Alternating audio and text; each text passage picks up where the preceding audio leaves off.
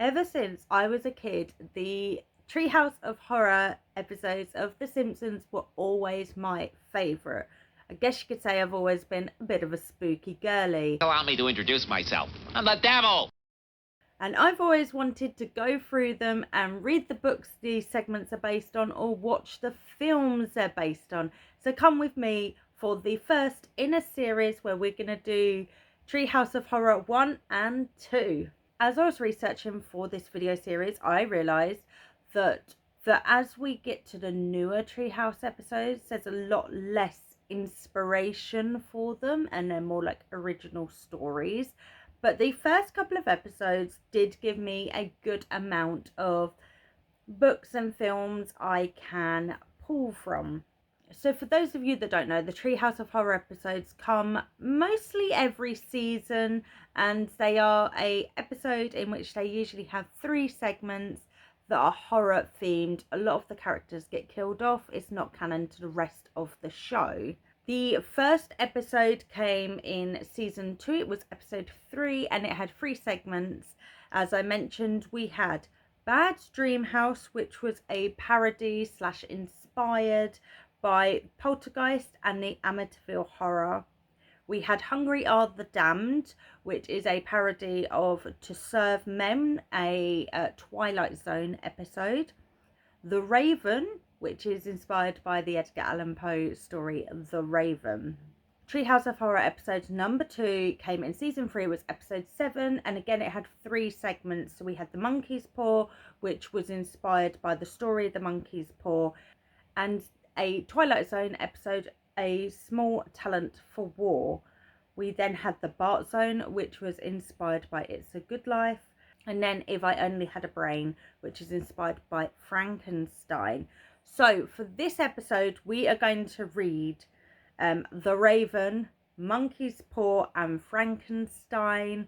And then we're going to watch Poltergeist, which I haven't actually watched before. That is quite shocking as well for a horror fiend such as myself. And we will watch a few of the Twilight Zone episodes this is based on. So come along with me and join me for this reading vlog, and make sure to subscribe to be notified when episode 2 of this goes up as well.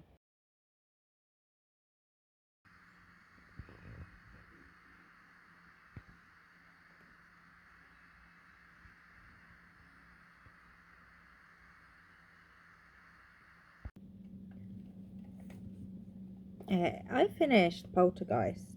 The film was so much funnier than I anticipated it would be, and I really enjoyed it. It's a 15, I think, in the UK. Obviously, I would say that a 15-year-old today and a 15-year-old in 1982, today's kids could probably, I think, watch this a bit sooner. But it's still, I don't know, it's quite like fun. It was really funny. It was so much funnier than I ever could have anticipated. I'm surprised it's taken me this long to watch it. I'm glad I finally got around to it. I got it on a DVD to watch because I couldn't get it on any of my streaming services, and that's quite fun because I can rewatch it whenever now. A lot of the bits from it, like the big clips or like lines, I recognise, which is fun. And in the Simpsons segments based on this, obviously based on Poltergeist and Amityville Horror, I didn't want to read Amityville Horror at all. I can see where the Simpsons has taken some bits from, particularly the bit with the burial ground, and they've just built the house over the top of it. In the Poltergeist film, the bodies have been left there and they've just moved the tombstones to the new cemetery, and just built the house over the bodies, which is why this all happens. And in Simpsons we have the clip of like they open the basement door and the basement still just has all of the tombs in there, all of the gravestone markers. But yeah, this is really fun, and seeing the original that has been like parodied and homaged in so many other pieces of media was great. So that's fantastic that I finally got to tick this off my list as something that I need to watch. And one thing I noticed as well is the CGI in this was really good. It was actually really good. Like, I can watch B movies that are being made now in modern times that the CGI isn't as good as it was in this film, although the practical effects were kind of disappointing, and I would have expected the early 80s early 80s to have had better practical effects over CGI, and it was definitely the other way around.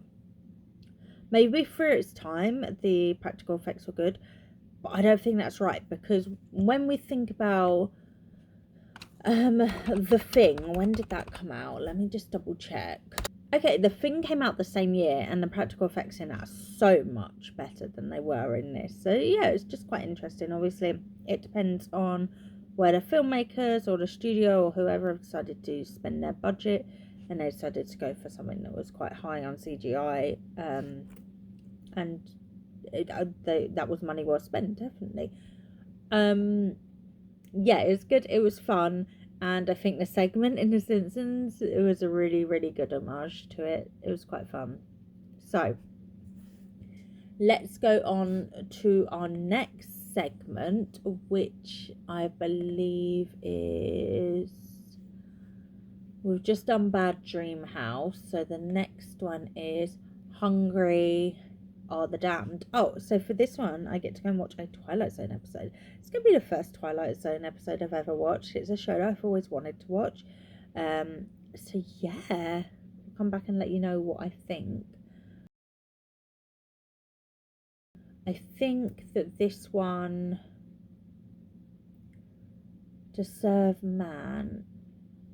Oh, this is the segment with Kane and Kudos for the first time, and they have that book that's like To Serve Man, and then they blow the dust off it. Yes. So presumably Twilight Zone is something similar, but I'll be back and let you know what I think soon. This setup probably isn't going to change for a little bit, because I'm literally just going to sit here and watch a load of Twilight Zone episodes. So any clip where I'm talking about Twilight Zone is probably going to be the same outfit and backdrop, but there we go. Probably the same lighting and everything. So I watched To Serve Man, and as I guessed, yes, it very much the Simpsons segment very much copied a lot over in a good way, like obviously homage, parody, etc. We meet a guy who is in like this empty room, and some food gets like sent in via like a little hatch, and a speaker tells him to eat, and he refuses, and then he starts like discussing out loud / to the audience what happened. And we go back a few months, and the an alien turns up on Earth, or like I guess a few of the aliens from this race turn up on Earth, and the Earth is like doing what Earth does. It's having like international crisis, can't get along, the usual. And this was filmed in like the 60s, but whatever.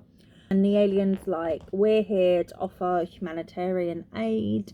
We're gonna bring you some advanced technology to make life better. And they basically solve like all of the Earth's energy and food issues and etc. And he leaves a book in his language behind that he says will explain everything. And then we see the man from the beginning is a cryptographer who in the US was given the job of trying to decipher it, and we drop in on him a couple of times. He's kind of given up, he doesn't really care, to be honest. And Patty, who is someone that works with him, translates the title as To Serve Man. So everyone's like, perfect. And then the aliens are going to take them to their utopia, so they're putting all of the humans on their ship. And then Patty runs along and she's like, Don't go, Michael, don't go. It's not humanitarian aid, it's a cookbook. And Michael's like, what? And then gets pushed onto the ship anyway. And then that's when we visit him, like catch up with him back in that room, where the reason he's refusing to eat is because they're fattening him up to eat him. The Simpsons segment goes down the route of the Simpsons escape. They're the only ones that have been kidnapped to be eaten, and they escape.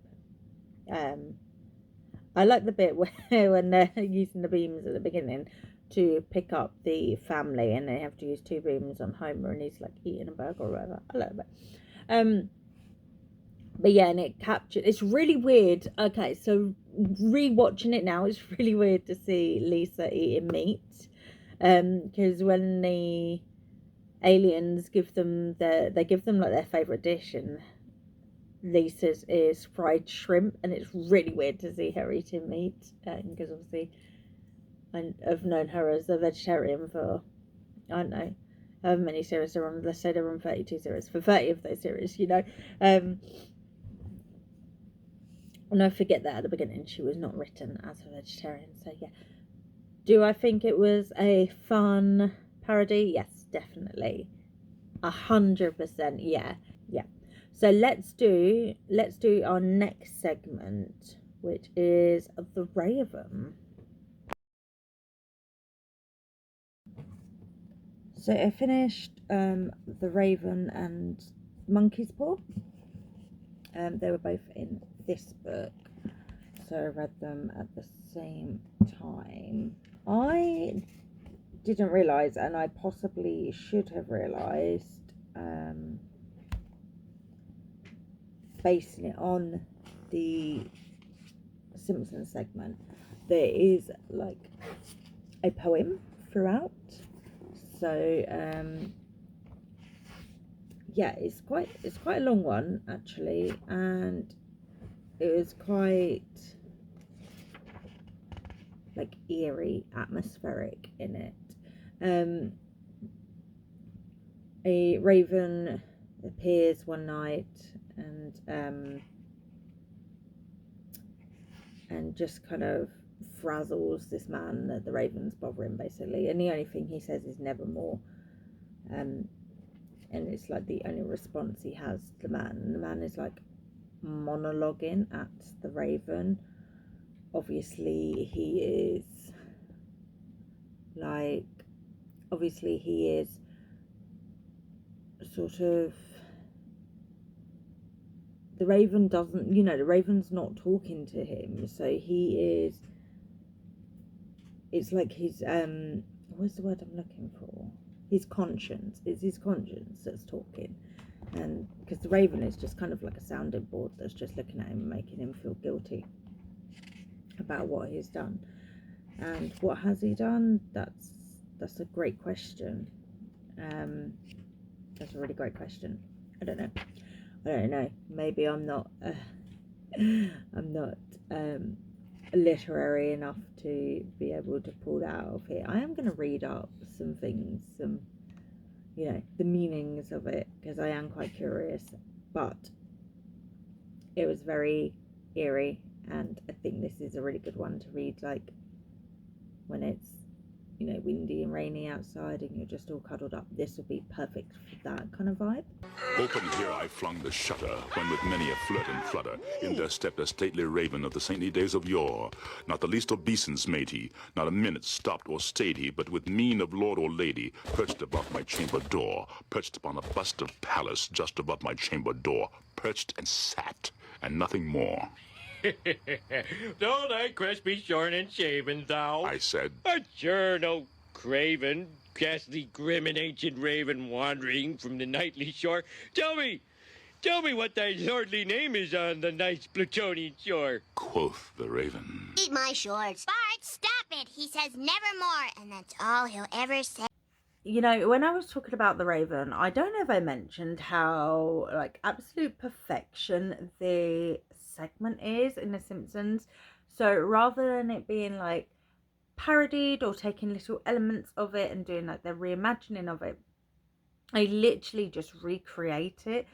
So they just basically animate the story with Bart playing the Raven, driving Homer insane. And it's really, really perfect. And the choices of who's is great. It is really good. And then just Bart intercepting with his nevermore. I just think it's such a good segment. It really holds off by itself. And it's one of those segments that even now, like, I don't think they could top that. If they tried to recreate that, it just wouldn't. I don't think they could top it. It was absolute perfection in my. Okay, so The Monkey's Paw by W. Jacobs. This was kind of a little disappointing, possibly because I am an avid horror reader, and this felt like it was like the build up was really good, but then it cut itself off before it could get to like the good part, in my opinion. So we follow a gentleman who gets given this monkey's paw, and he's warned you get 3 wishes, but they come like at a price. And it's the soldier that has it, and he says it's better to just burn the monkey's paw. And the man, Morris, is it called Morris? The man is like, no, I want it. I want to see what I can do. So him and his wife and his adult son like wish for £200. So they wish for it, and the monkey's paw moves, and then it doesn't say like a finger down, but I picture it as a finger down. Is that what happens in Simpsons? I'm guessing so. And then their son dies at a work accident, and they get given £200 as like compensation. So the husband realizes that the price is just not worth it, and then the wife just cannot get over the death of her son, and she says to him, wish for our son to be alive again. And she hounds him into doing it, and he wishes for his son to be alive again. And then they basically like sit at the window waiting all night, and then there's a banging at the door, and his wife's like, it's gonna be him, it's gonna be our son. And the husband is getting more and more stressed at the idea of it, of what his son's gonna look like, his like, you know, what he's gonna be, basically like a zombie, you know. So the wife runs down to open the door, and then just before he makes his last wish, no, just as he makes his third and last wish, and then knocking at the door stops, and his wife finally gets it open, and there's like nothing outside. So he obviously stops it in its place before the whatever his son has become could arrive. And I would have liked to have seen it. I would like to have seen the zombie son, but it was good as it was. But obviously I would have loved to have seen the zombie son arrive. But again, that one was quite good. And surprisingly, I wouldn't actually say it built up the atmosphere as well as The Raven did by Edgar Allan Poe. So that's quite interesting. But yeah, they were both short and sweet, very fun, and I think their segments are quite good, like quite true to the source material. So that is very interesting. So the monkey's paw does really well at mixing the story of the monkey's paw with the Twilight episode, A Small Talent for War. So that Twilight Zone episode is like a anthology episode, so it's only about 8 minutes long or something like that. It's the middle one of an anthology episode, and and quite similar to Serve Man, it has some aliens that appear on Earth, and the Earth is not getting along. You know, there's no peace or anything, pretty standard. And the aliens, like, we years ago sped up the Like we created these civilizations and sped it up or whatever. Basically, they're like the creators of humanity. And they say how disappointed they are with humans, and they're like, you've got a week or whatever, the 5 days to fix it. And by that point, our ships will have made it to Earth and we're wiping you out. So the humans spend that time trying to come up with like world peace, and they work really hard at it, and then they manage to come up with a way for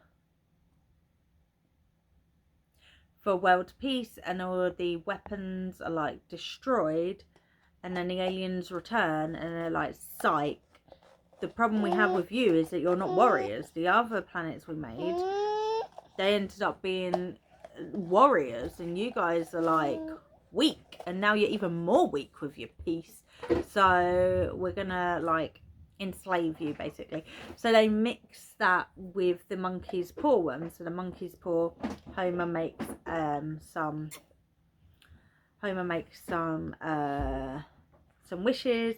He has 4 wishes, and then Lisa makes a wish for world peace, which obviously is great, and all of the weaponry gets destroyed and everyone's getting along. Then Kudos and Khan see that as their chance to come and enslave humanity by landing in Springfield. And I really enjoy how they mix those two together. Really good. You can see the elements from it both, and I think that was a good idea, because I think the monkey's paw story on its own possibly isn't, I don't know if it would stand alone as well or as good.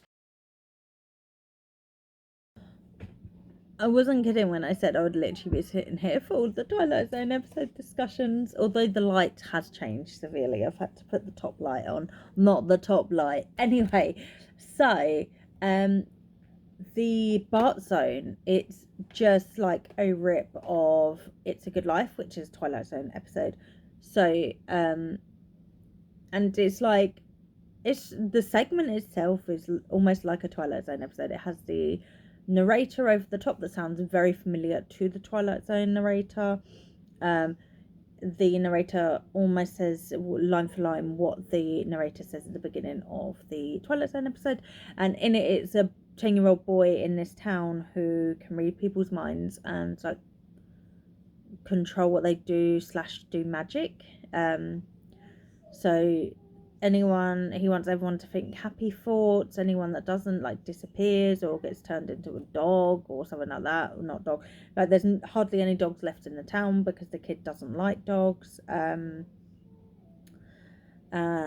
yeah, everyone's obviously very afraid, and then they gather to the family home of the kid, like his parents, once a week to watch TV. It's TV night, and it's like a really bad show that the kid's making up in his head, and it's being shown on TV.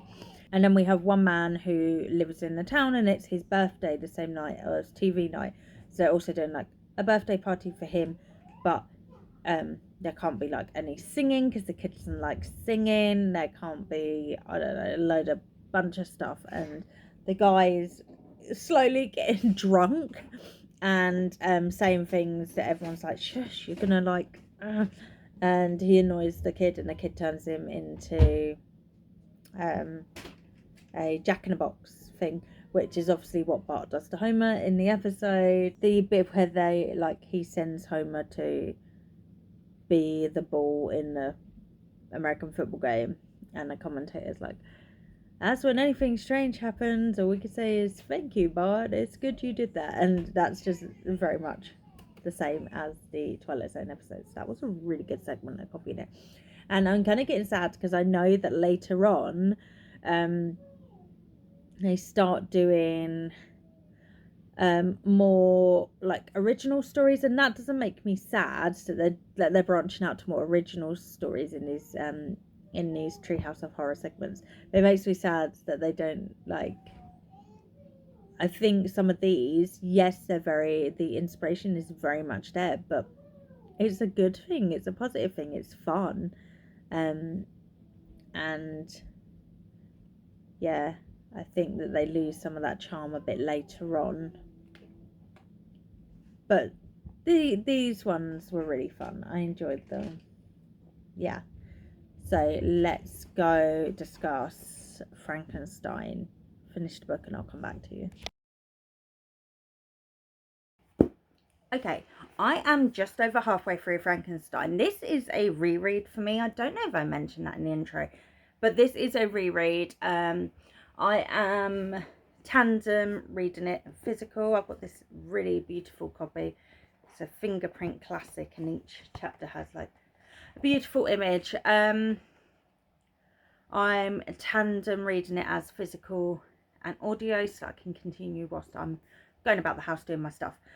I can't remember when I first read this. I don't think it was that long ago, maybe possibly like 2-3 years ago.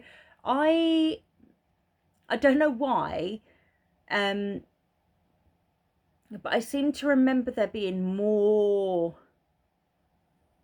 of the book around him making his monster, but that's not true. So for those of you that don't know, Frankenstein by Mary Shelley, this is effectively the start of sci-fi as a genre, and especially sci-fi horror. Mary Shelley was a spooky girly, and the story or the rumor or the assumption is she like busted this out in a weekend when she was at a spooky house with some fellow authors, and she really showed them up by literally writing this amazing book in one weekend. We follow Victor Frankenstein, who is a doctor.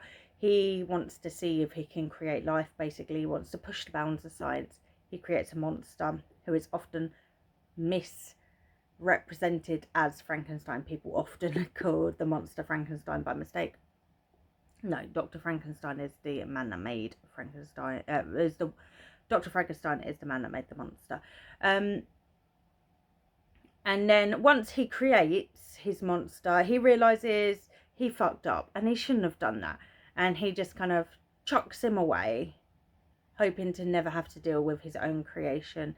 And then his creation comes back, asks Frankenstein to make him a friend so that he's not lonely. I think specifically a female friend. Frankenstein refuses because he's disgusted with his own creation, not so much with himself, although he should be more disgusted with himself. And so his monster goes on like a killing spree of those people closest to Frankenstein as a punishment, is what I can remember of the story. So I remember there being more about Frankenstein making his monster, but there's really not. It's just like one chapter. He's just like, I wanted to push the bounds of science, and then I made this monster, and oh my god, I hate it.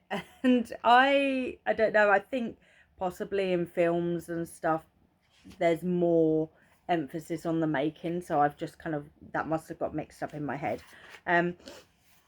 But he's really into natural philosophy, which is like the old term for physical science, basically. So that's what he does. It's like physics, but he's really into the natural sciences. And yeah, he's made this creature, and we've just re-met the creature. So Frankenstein is worried that the creature has been killing people, and he's kind of gone to, I'm not actually sure if he went to find the monster or to run away, but the monster's caught up with him, and the monster's like monologuing his story of what he's been up to. So the monster's been in France, and he was, so I should mention that Frankenstein is in Geneva at this point.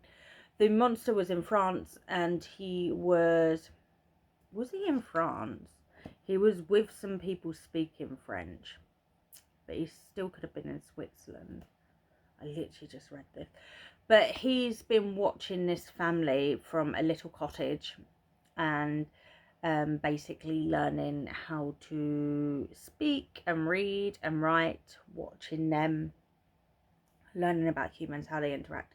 And that's when he was like, I want a friend. I don't want to be alone. So he decides to go and find Frankenstein. And where we are is, I think Frankenstein is about to say, no, yeah, literally, I refuse it. I refuse to do that.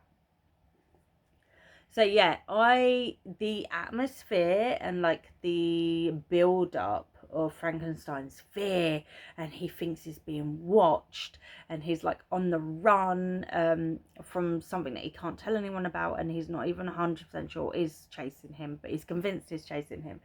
That's such, like, it's done so well in here.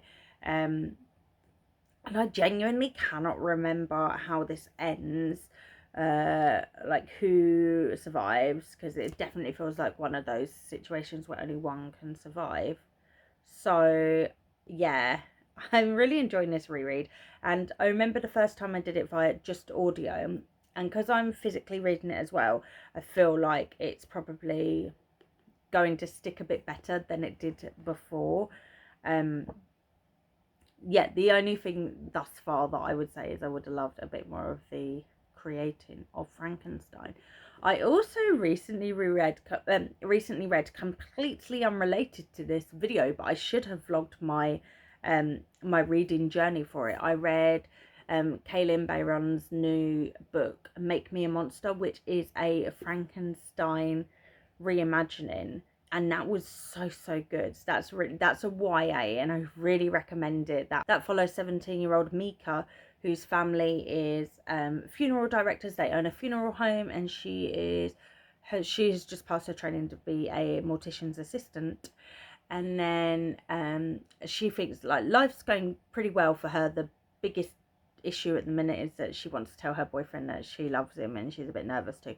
But then some people close to her die, and then people coming back to life, and she has this like there's a big chunk of the book where she feels that someone's watching her, following her, stalking her, and that atmosphere is very good. It's very like reminiscent of this.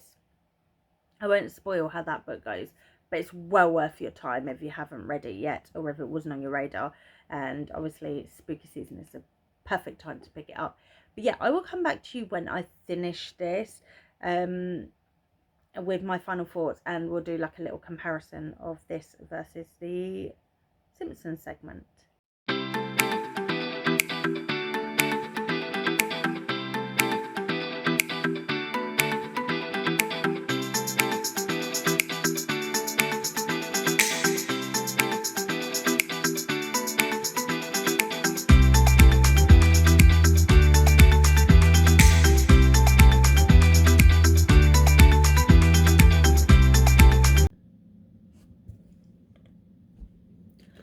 I actually think that Mr. Burns plays a really good Victor Frankenstein. Now, whilst obviously we have scientists in The Simpsons that could be used, I think Mr. Burns is the perfect amount of selfish, jealous, self-centered to play Victor Frankenstein. So him in the Frankenstein parody segment, perfection. Now, the book. I finished it, and Victor, why it gotta be that way? Victor is so self-centered. So when we last spoke, he was talking to his creature, and they were discussing that the creature wanted a friend made, a female friend, and Victor agreed to do it. And then he started building this friend for his creature, and then he was like, what am I doing? I'm a monster. And like chucked it all out and stopped building it, and was just like, no, I won't do this. And then so his creature had been watching him and following him this whole time. Is like, my guy, you promised me a friend, and then we were going to leave you alone forever, me and my friend. And Victor's like, you can't promise me you're going to go forever, so no. And that results in his creature like killing Frankenstein's best friend and stuff and whatever, and Victor gets slightly kind of a little bit framed for it, but it's no biggie. He doesn't, like, nothing happens to him. And his creature also says to him, what is the exact wording? Like, beware your wedding night, or I will return on your wedding night, or you will see me again on your wedding night. Something to do with the wedding night. As a threat. And obviously Frankenstein's like, okay, I'm going to be killed on my wedding night. It's all about me. I'm going to die on my wedding night. So boo-hoo-hoo, the woman I'm going to marry, but she'll get over it. It's fine. It's me that's going to die, and she'll get over it. Obviously, he's not killing you, you self-centered idiot. He's going to kill your new wife. So you know what it feels like. Oh, he just frustrates me so much. For such a supposedly intelligent man, he is the most frustrating person. I really love this second read of this. I think this is going to be one of those books that I pick up quite often around Halloween time. This is well worth a reread, and I'm glad that doing this silly idea of reading the books and watching the shows that the Simpsons segments are based on meant I got to reread this, because this was absolute perfection.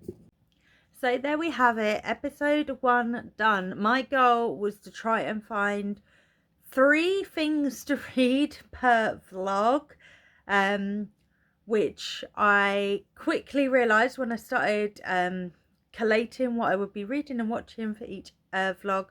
I quickly realised I couldn't do it with just one Treehouse of Horror per vlog, which was my initial plan, because then when we got to later ones, there just wasn't enough source material that was books. So yeah, I hope you enjoyed this concept. We're gonna give it a try this Halloween. If I enjoy it, if anyone wants me to bring it back next year, we will. But yes, so that was Halloween, Treehouse of Horror number 1 and number 2, 6 segments, 3 books, 1 film, and 3 Twilight Zone episodes. Did I have fun doing this? Yes, it gave me a chance to reread Frankenstein, which I thoroughly enjoyed. It gave me a chance to read 2 books from my collection of horror stories, which I've been meaning to make my way through. So far I think I've only read Turn of the Screw from there, so it is great to be able to read a couple more from there. And I would say that The Raven I will probably want to reread as well in the future. Another thing of note is, because I don't know if I mentioned it, both of these Treehouse of Horrors had like a little kind of wraparound story. So they both started with Marge introducing the episode and warning parents not to let their kids watch. And then the first one had Homer snuck up to the kids, like the Simpson kids who were in the treehouse, probably where the concept of Treehouse of Horror came from, and they were telling scary stories, which is what the segments were. And then the second Treehouse of Horror was they ate too many sweets, and then the segments were nightmares they had, which again was a brilliant idea. Yeah, I'm looking forward to seeing what Treehouse of Horror 3 and 4 will bring us in the next vlog. So make sure to like if you like, subscribe if you want to be notified when the next one comes along. If you want to say hi but don't have anything to say, well, firstly, leave me your favourite Treehouse of Horror segment, and or a Raven or something related to one of the segments that it was this week. And I hope that you're enjoying this countdown to Halloween, and I'll see you soon in another video. Bye friends.